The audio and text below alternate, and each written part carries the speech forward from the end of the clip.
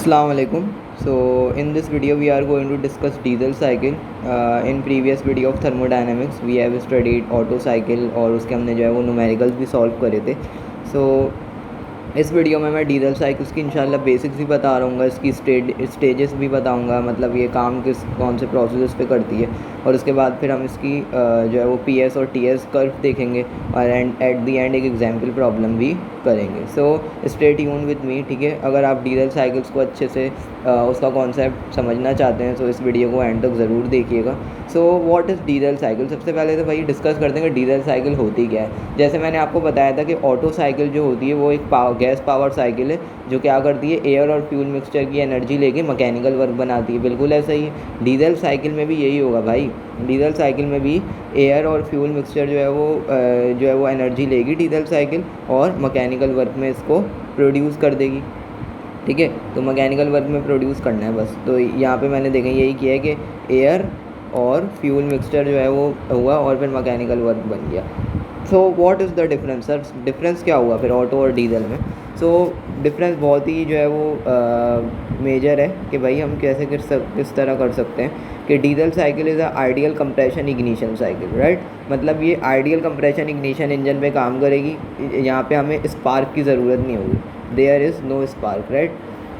There is no spark. वहीं अगर मैं ऑटो साइकिल की बात करूँ तो ऑटो साइकिल जो थी वो हमारे पास स्पार्क इग्निशन जो है वो इंजन पे काम कर रही थी. Auto work for spark ignition, ठीक है, यानी ऐसा ही बोल देता हूँ उसको शॉर्ट फॉर्म में.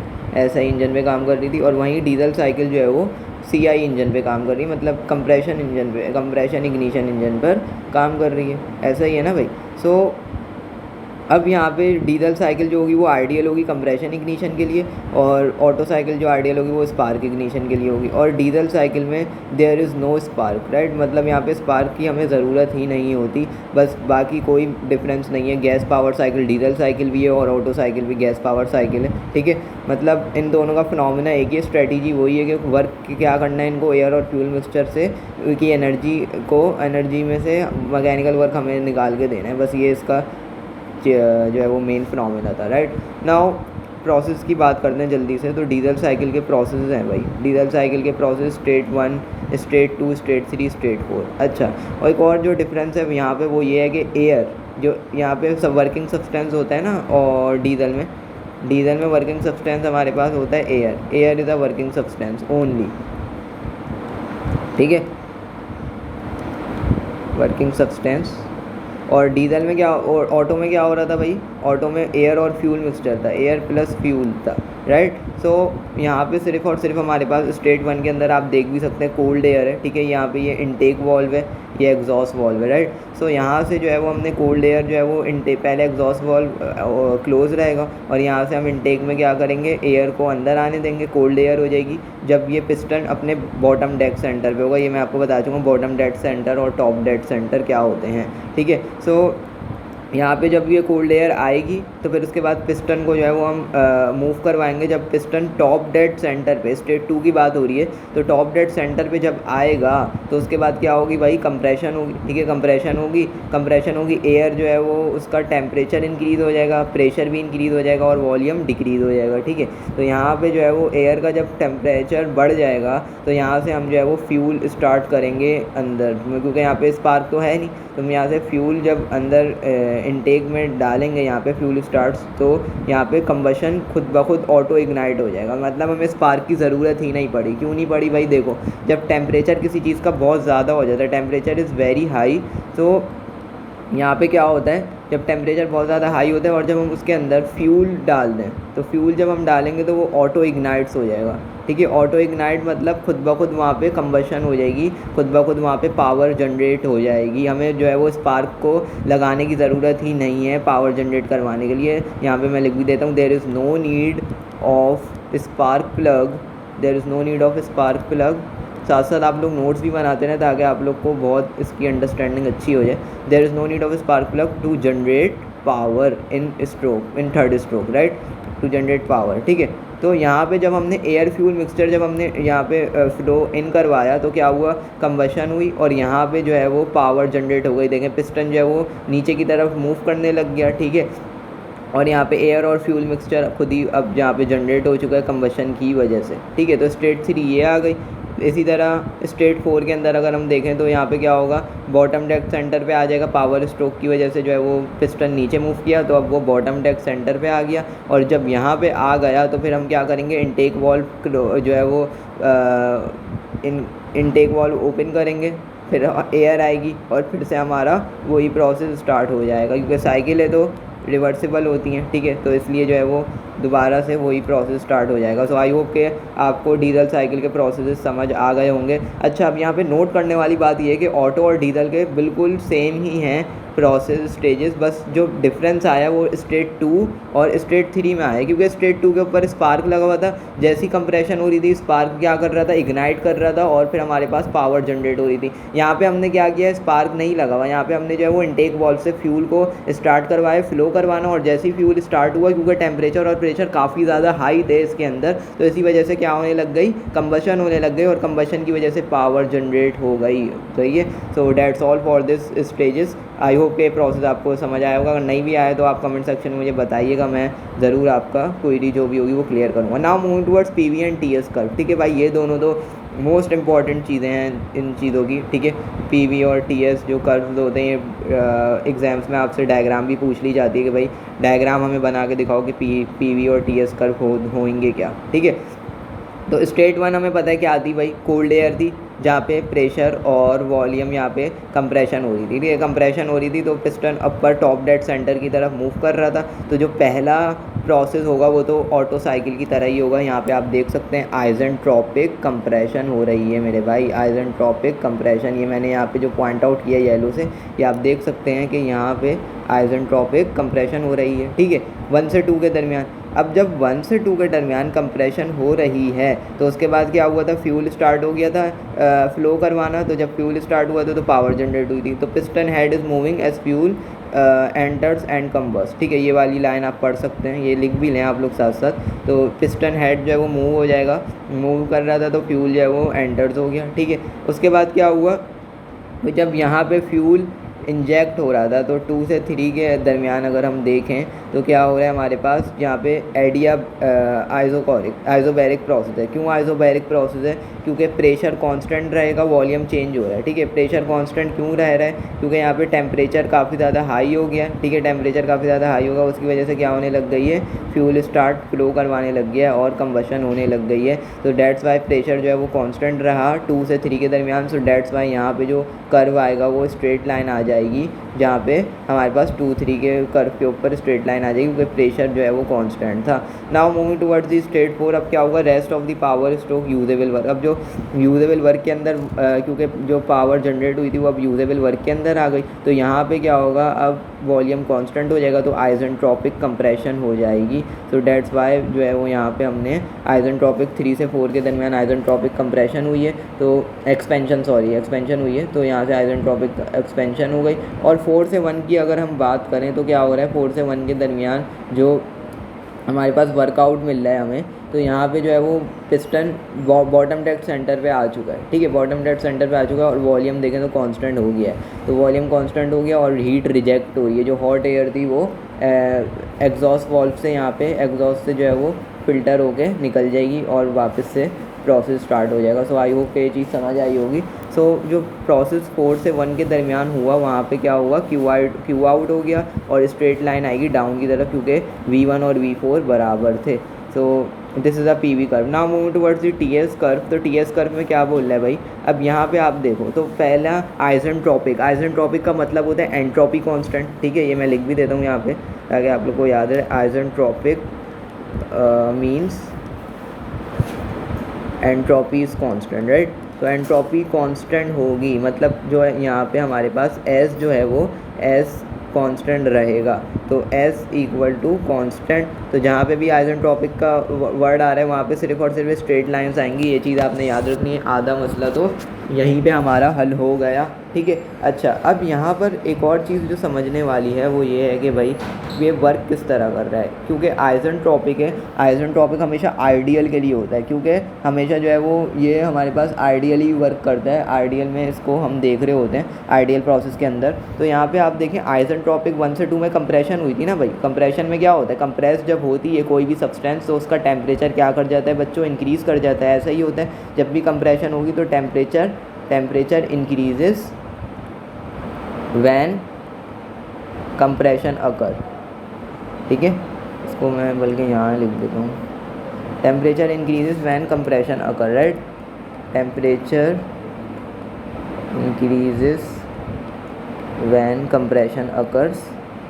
तो जब कंप्रेशन हो रही है और टेम्परेचर इंक्रीज़ हो रहा है तो इसका मतलब क्या होगा, स्ट्रेट लाइन ऊपर जा रही होगी 1 से 2 के दरमियान, क्योंकि एंट्रोपी तो कांस्टेंट दी है तो हमें पता चल गया कि स्ट्रेट लाइन जाएगी। लेकिन हमें ये नहीं पता चला था कि वो स्ट्रेट लाइन अप से डाउन जाएगी या डाउन से अप जाएगी। तो हमें ये कैसे पता चला, क्योंकि कंप्रेशन हो रही है इसलिए यहाँ से डाउन टू अप जा रहा है, ये क्योंकि टेम्परेचर इंक्रीज़ हो रहा है। वहीं अगर मैं आपसे एक सवाल पूछूँ, अगर एक्सपेंशन हो रही होती, आइसेंट्रोपिक एक्सपेंशन हो रही होती तो क्या होता भाई, तो फिर तो टेम्परेचर डिक्रीज़ होता है ना, टेम्परेचर में ड्रॉप आता है जब भी तो एक्सपेंशन होती है। तो उसका मतलब ये था। फिर उसके बाद अगर उस स्टेज की बात करें तो उसमें क्या होता हमारे पास, उसके अंदर अप टू डाउन जाता, मतलब ऊपर से नीचे की तरफ इस तरह लाइन जा रही होती। सो आई होप कि चीज़ आपको क्लियर हो गई होगी। Now moving towards the 2 to 3 process. तो 2 to 3 आइसोबैरिक प्रोसेस है जिसमें प्रेशर कांस्टेंट था।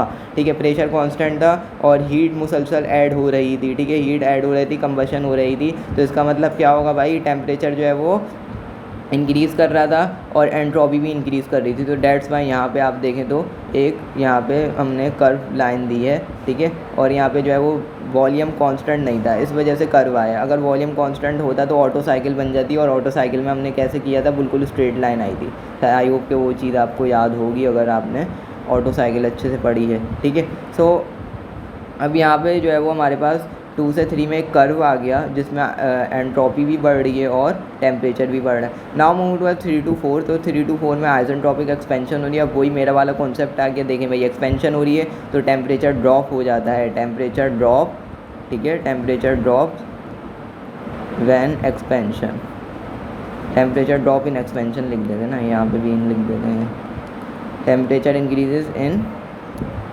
Increases in compression, temperature drop in expansion, right. ये चीज़ तो वैसे बेसिक है, बिल्कुल पता होनी चाहिए आपको, अगर नहीं भी पता तो मैंने बता दी। ठीक है, तो एक्सपेंशन हुई है, आइसेंट्रोपी का तो एंट्रोपी तो कांस्टेंट रहेगी। इसका मतलब ये तो पता चल गया स्ट्रेट लाइन आएगी। अब एक्सपेंशन हो रही है तो टेम्परेचर ड्रॉप हो रहा है। तो अब आप वीडियो पॉज करके सोच के बताएं कि अप टू डाउन जाएगा या डाउन टू अप जाएगा। जाहिर सी बात है अप टू डाउन जाएगा, क्यों, क्योंकि टेम्परेचर डिक्रीज़ हो रहा है। तो डेट्स बाय 3 to 4 में ये देखें डाउन की तरफ एरो आ गया।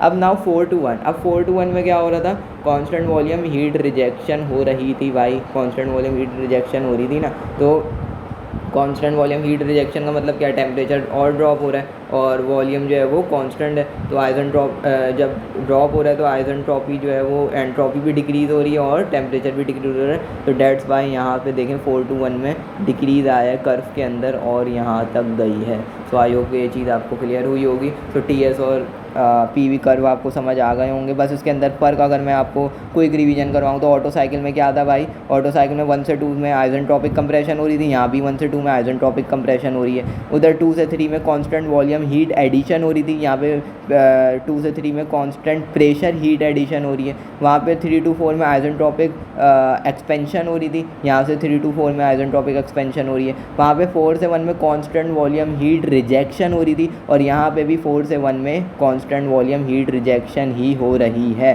सो भाई फ़र्क क्या हुआ, फ़र्क सिर्फ 2 और 3 के में स्टेज में आया, जो मैंने आपको पहले भी यहाँ समझाते हुए पढ़ाया था कि 2 और 3 में सिर्फ फ़र्क है। तो देखें 2 और 3 में बस यहाँ फ़र्क क्या है कि वहाँ पे कांस्टेंट वॉल्यूम था ऑटो में और यहाँ पे क्या है, कांस्टेंट प्रेशर है। ठीक है, ये चीज़ समझ आती है, ये मैं लिख भी देता हूँ।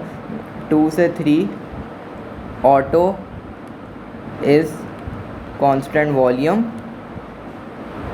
And diesel is constant pressure. ठीक है, कांस्टेंट प्रेशर। बाकी पूरा का पूरा प्रोसेस सेम है मेरे भाई, बस इसको आपने कंफ्यूज नहीं होना है। मैंने इसलिए मैं साथ साथ कंपैरिजन भी करवा लूँ ताकि आपका जो है वो ऑटो भी रिवाइज होता रहे, डीजल भी रिवाइज हो जाए। I am killing 2 birds with 1 stone, right. मतलब आपके दोनों टॉपिक रिवाइज हो रहे हैं इस तरह। तो वीडियो प्रोडक्टिव अगर लग रही है तो भाई लाइक कमेंट सब्सक्राइब शेयर वगैरह कर देना अपने दोस्तों के साथ, ताकि मुझे भी मोटिवेशन मिलती रहे ऐसी और आपके लिए वीडियोस लाने के लिए। नाउ अब हमारे पास सारे कॉन्सेप्ट हो गए, बस इसके अंदर एक और कॉन्सेप्ट है वो देना है आप लोग। सो एक दो चीज़ें हैं कि कंप्रेशन रेशो जो होता है ना हमारे पास, कंप्रेशन रेशो हमारे पास ऑटो साइकिल में तो आ जाता था, लेकिन कंप्रेशन रेशो यहाँ पर क्योंकि हम आप यहाँ पे देखें तो 2 से 3 के दरमियान यहाँ पे वॉल्यूम कांस्टेंट नहीं है, ठीक है। तो वॉल्यूम कांस्टेंट नहीं है, so we have 3 volumes here, right. मतलब वहाँ पे जो है वो कंप्रेशन रेशो जो होगा हमारा डीजल साइकिल के लिए कंप्रेशन रेशो जो हमारे पास आएगा वो आएगा R equal to V1 over V2 equal to V4 over V2, right. मतलब ये कंप्रेशन रेशो हमारे पास आएगा। क्यों ऐसा हो रहा है? क्योंकि भाई देखो हमारे पास 3 वॉल्यूम्स हैं यहाँ पे, V2 और V3 सेम नहीं है। हमारे पास जो है वो ऑटो साइकिल के अंदर V2 और V3 सेम थे, डेट्स वाई जो है वहाँ पे कंप्रेशन रेशो। तो हमने जो है वो एक और एडिशनल रेशो निकाला है जिसको हम कहते हैं कट ऑफ रेशो। ये कट ऑफ रेशो किस बला का नाम है भाई बताता हूँ, सब्र करो। कट ऑफ रेशो बोलते हैं कि भाई जो है वो हमारे पास it is the ratio of after combustion and before combustion. तो आफ्टर कंबशन V3 वॉल्यूम 3 के ऊपर कंबशन हुई है V2, तो V3 आफ्टर कंबशन है और V2 बिफोर कंबशन है। इस चीज़ का ये रेशो कहलाता है। इसको आप RC से रिप्रेजेंट कर सकते हो, ठीक है। तो ये चीज़ मुझे बतानी थी। इसको कट ऑफ रेशो इसलिए भी बोला जाता है क्योंकि ये वाला है जब फ्यूल इंजेक्ट जो है वो कट हो जाती है। मतलब V3 पे आपने कहा फ्यूल इंजेक्शन जो है हम स्टॉप करवा देते हैं, तो इसका मतलब क्या हुआ कि हम ये पता करना चाह रहे हैं कट ऑफ रेशो से कितनी देर तक कितनी वॉल्यूम में जो है वो हमारे पास कंबशन हुई, कितने वॉल्यूम में हमारे पास कंबशन हुई है। ये कट ऑफ रेशो होता है। अच्छा, अब कंप्रेशन रेशोज़ जो होते हैं ना ऑटो साइकिल के लिए वो हमारे पास होते हैं 6 to 12 के दरमियान, राइट। मतलब 6 से 12 के दरमियान हमारे पास यहाँ पे ऑटो साइकिल में होते हैं, और डीजल साइकिल में जो होता है वो हमारे पास होता है 12 से 24 के दरमियान, ठीक है। हायर डीजल में क्यों है? क्योंकि यहाँ पे सिर्फ वर्किंग मिक्स जो सब्सटेंस है वो एयर है, ओनली एयर है, इसलिए यहाँ पे हायर कंप्रेशन रेशोज़ होते हैं। ऑटो साइकिल में इतने नहीं होते, ठीक है। ऑटो में कम इसलिए होता है कि भाई ऑटो में हम खुद जो है वो सेल्फ इग्नाइट नहीं चाह रहे होते, ठीक है। ऑटो में हमें पता है कि यहाँ पे स्पार्क यूज़ हो रहा होता है, वो जो है वो कंबशन करवा रहा होता है, ठीक है। लेकिन जो फ्यूल्स होते हैं ना, जैसे गैसोलीन हो गया, उनको रिफाइंड होना पड़ता है ताकि वो जो है वो उस वक्त कंबशन ना हो, उस वक्त से पहले कंबशन ना हो जिस वक्त से पहले हम नहीं चाहते। मतलब उसी वक्त कंबशन हो जब हमें ज़रूरत है, ठीक है। उससे पहले हो जाएगी तो वो हमारे लिए यूज़फुल वर्क नहीं रहेगा, वो वेस्ट हो जाएगा। सो डेट्स वाई जो है वो हमें जो फ्यूल्स हैं उनको रिफाइंड करना पड़ता है, गैसोलीन जैसे हो गई। ये जो है वो ऑक्टेन लेवल पे डिपेंड करता है। मतलब जितना ज़्यादा हमारे पास ऑक्टेन लेवल होगा उतनी ज़्यादा कम चांस है कि कंबशन इनकरेक्ट टाइम के ऊपर होगी, ठीक है। ये चीज़ जो है वो बड़ी इंपॉर्टेंट है, लेकिन इस टॉपिक से रिलेटेड नहीं है। लेकिन फिर भी आपको पता होना चाहिए कि जितना ज़्यादा हमारे पास हायर ऑक्टेन लेवल होगा उतनी हमारे पास जो है वो कंबशन इनकरेक्ट टाइम के ऊपर हो रही होगी। और यही वजह है कि डीजल फ्यूल्स जो होते हैं वो बहुत ज़्यादा लेस रिफाइंड होते हैं और बहुत चीप होते हैं गैस से। मतलब यहाँ पे अगर हम देखें तो डीजल की जो प्राइस है वो गैस से काफ़ी ज़्यादा कम है, ठीक है। Dates all for the concept. आपको कट ऑफ रेशो समझ आ गया, कंप्रेशन रेशो समझ आ गया, और यहाँ पे आपको ये भी पता चल गया कि कंप्रेशन रेशो उसकी रेंज क्या है, डीजल में क्यों ज़्यादा है कंप्रेशन रेशो और ऑटो में क्यों कम है। क्योंकि यहाँ पे हम जो है वो सेल्फ इग्निशन नहीं चाह रहे होते, डीजल में सेल्फ होता है, एयर ओनली मिक्सचर है, एयर ओनली सब्सटेंस है। तो डेट्स वाई 12 से 24। नाउ मूव टुवर्ड द जिस चीज़ का भाई आप सबको इंतजार था, एग्जाम्पल प्रॉब्लम का। आइए जल्दी से शुरू करते हैं भाई। सबसे पहले बिस्मिल्लाहिर्रहमानिर्रहीम। एग्जाम्पल में क्या बोला जा रहा है हमें? ओके, आइडियल डीजल साइकिल हमें दी हुई है, ठीक है। 92 किलो पास्कल उसका P1 हमें दिया हुआ है, 290 केल्विन टेम्परेचर दिया हुआ है, कट ऑफ रेशो 2 का है और कंप्रेशन रेशो 16 का है। पूछ क्या रहा है भाई? Temperature after the heat addition process, ठीक है। तो जल्दी से हम देख लेते हैं भाई फाइंड क्या करना है। Heat added by the combustion. तो न्यूमेरिकल देख के आपने ब्लाइंडली शुरू नहीं हो जाना, सबसे पहले एनालाइज करना है कि इसमें पूछा क्या जा रहा है। अब temperature after the heat addition process पूछा जा रहा है। मुझे पता है हीट एडिशन जो है वो 2 से 3 के दरमियान हो रही थी, तो आफ्टर पूछा जा रहा है ना, इसका मतलब T3 हमें निकालना है, ठीक है, पहले पार्ट में।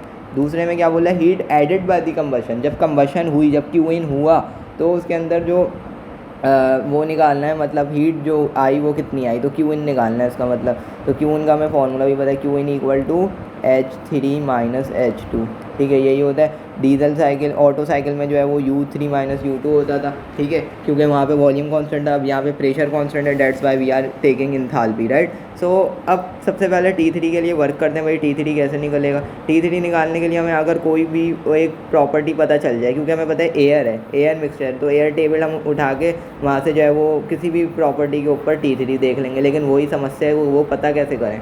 तो हमें एक चीज़ पता है कि भाई जब कांस्टेंट यहाँ पे आइडियल गैस है, तो आइडियल आइडियल गैस की जो हम रेशोज होते हैं वो इस तरह ले सकते हैं भाई, P2V2 upon T2 equal to V3 upon T3, right, इस तरह ले सकते हैं। और हमें पता है कि प्रेशर कांस्टेंट है, सो P2 और P3 कैंसिल आउट हो जाएंगे। और यहाँ से अगर हम T3 को सब्जेक्ट बनाए तो T3 को अगर मैं सब्जेक्ट बनाता हूँ तो T3 किसके बराबर आ जाएगा भाई, T3 बराबर आ जाएगा T2 into V3 upon V2। और अगर अपने दिमाग के थोड़े से ढक्कन खोलें तो V3 अपॉन V2 मैंने अभी ऊपर पढ़ाया है क्या होता है बच्चों, ये कट ऑफ रेशो होता है भाई, ऐसा ही है ना। तो ये RC के बराबर होता है, तो T3 किसके बराबर आ जाएगा, T2 multiply by RC, right. लेकिन अब अगर RC तो हमें पता है सवाल के अंदर कितना दिया हुआ है, 2 दिया हुआ है, but the main problem is how we can find T2 के लिए हमें पता है कि भाई अगर हम वाला यहाँ पे हमें पता है कि यहाँ पे जो है वो आइसेंट्रोपिक कंप्रेशन हो रही है, आइसेंट्रोपिक प्रोसेस है, तो हम रेशोज इस्तेमाल कर सकते हैं रिलेटिव वॉल्यूम वाले। रिलेटिव वॉल्यूम के कौन कौन से रेशोज होते हैं अगर हमारे पास आइसेंट्रोपिक प्रोसेस होता है। अगर मैं इसको यहाँ पे देखूँ तो आइसेंट्रोपिक प्रोसेस है तो यहाँ पे हम यूज़ कर सकते हैं भाई V2 upon V1 equal to VR2 upon VR1। और ये किसके बराबर होता है, कंप्रेशन रेशो के रेसिप्रोकल के, क्योंकि R किसके बराबर है, R तो बराबर है V1 अपॉन V2 के भाई, और डीजल साइकिल के अंदर तो यहाँ V2 upon V1 1 upon R के बराबर हो जाएगा, ठीक है, इस चीज़ में कोई मसला नहीं भाई। अच्छा, VR2 अगर मैं यहाँ से सब्जेक्ट बनाऊँ तो VR1 इंटू 1 अपॉन R हो जाएगा, ऐसा ही है ना भाई, कोई दिक्कत नहीं है इसके अंदर। अब VR1 कैसे निकालेंगे, VR1 कैसे निकालेंगे, तो हमें एक स्मार्ट चीज़ यहाँ पे पता है कि भाई T1 की वैल्यू मुझे दी हुई है कितनी बच्चों, 290 केल्विन दी है। तो मैं जल्दी से जाऊँगा A17 के ऊपर, और A17 के ऊपर मैं जाके T1 के अक्रॉस 290 केल्विन के ऊपर मैं T1 की VR1 की वैल्यू देख लूँगा, जो कि मुझे पता चल गई भाई कितनी आई है, 676 आई है 0.1, राइट। सो ये चीज़ आप जो है वो टेबल से खुद वीडियो को पॉज करके देख सकते हैं, मेरे पास टेबल पड़ा है मैं सामने, तो मैं वहीं से देख देख के लिख रहा हूँ। अच्छा, अब क्या करना है, VR1 आ गया, VR2 के अंदर आपने वैल्यू पुट करवा दी 676.1 डिवाइडेड बाय R की वैल्यू की सवाल में कितनी दी हुई है, 16 दी हुई है, तो यहाँ से VR2 की वैल्यू आ गई 42.2563, राइट। VR2 आ गया, अब VR2 निकाल लिया है, टेबल में जाओ और T2 की वैल्यू निकाल लो आराम से, VR2 के ऊपर T2 की वैल्यू देख लो। अब जाहिर सी बात है ये एग्जैक्ट वैल्यू जो है वो हमारे पास टेबल में नहीं होती, पॉइंट्स में आपको पता है कभी भी नहीं होते, तो इसलिए इंटरपोलेशन करनी पड़ेगी, ठीक है। इंटरपोलेशन आप कर लो इससे ऊपर वाली और नीचे वाली वैल्यू में। तो इंटरपोलेशन करने के बाद जो मेरे पास वैल्यू आई है वो आई है 837.283 केल्विन, राइट। ये मेरे पास T2 आ गया। अब T2 आ गया, T3 ईजिली निकल जाएगा। कैसे निकल जाएगा बच्चों, ये जो अभी हमने फॉर्मूला ड्राइव करा है T3 equal to T2 into RC, तो T3 किसके बराबर होता है, T3 equal to T2 into RC, RC हमें 2 दिया हुआ था, तो 2 मल्टीप्लाई बाय 837.283 कर देंगे तो T3 की वैल्यू कितनी आ जाएगी, 1674.57 केल्विन। तो भाई पहला पार्ट बच्चों की तरह सॉल्व हो गया, क्या मुश्किल था इसके अंदर, बच्चा सॉल्व करता है भाई, easiest shit, right. So next part के लिए क्या करेंगे, हमें पता है कि भाई Qin निकालना है, तो किसके बराबर है, H3 माइनस H2 के। अब तो ये ईजीएस्ट शिट हो गया, कैसे ईजीएस्ट शिट हो गया, क्योंकि हमें T3 पता है, हमें T2 भी पता है, उसके ऊपर हम जाके A17 के अंदर T3 पे मैं H3 की वैल्यू देख लूँगा, T2 पे मैं H2 की वैल्यू देख लूँगा, जो कि मुझे मिल रही हैं 1848.83, ठीक है। और ये मुझे H2 की वैल्यू जो मिल रही है वो मिल रही है 862.027, ठीक है, ये मुझे मिल रही है, किलो जूल पर केजी यूनिट लिखिएगा लाजमी, ठीक है। और T3 जो था टेम्परेचर वो जो हमने निकाला था 1674 उस पर मिली है, मतलब यहाँ पे भी इंटरपोलेशन करनी पड़ेगी। तो इंटरपोलेशन काफ़ी ज़्यादा इंपॉर्टेंट है, ठीक है, आपको आनी चाहिए, अगर नहीं आती तो उसके ऊपर भी मैं वीडियो बना दूंगा इंशाल्लाह, वो देख लीजिएगा। T2 क्या होता है भाई, 837.283 के ऊपर मैंने जाके, अब ये भी जो वैल्यू एग्जैक्ट नहीं थी तो इसको भी इंटरपोलेट करना पड़ेगा। तो इंटरपोलेशन जो है वो यहाँ पे कितनी दफ़ा यूज़ होगी, यहाँ पे 4 दफ़ा interpolation is used 4 time in this numerical, right, 4 times. पहले T2 for 4 times for T2 T3 H2 and H3, ठीक है, चारों चीज़ें इंटरपोलेशन से निकली हमारी। तो dates all for this question, ठीक है। Qin, अब ये H3 और H2 आ गए, दोनों को माइनस करवा दें तो Qin आ जाएगा। Qin किसके बराबर होता है, H3 माइनस H2 के, तो H3 माइनस H2 मैंने जब करा तो मेरे पास जो हीट आ गई वो आ गई 986 किलो जूल पर केजी।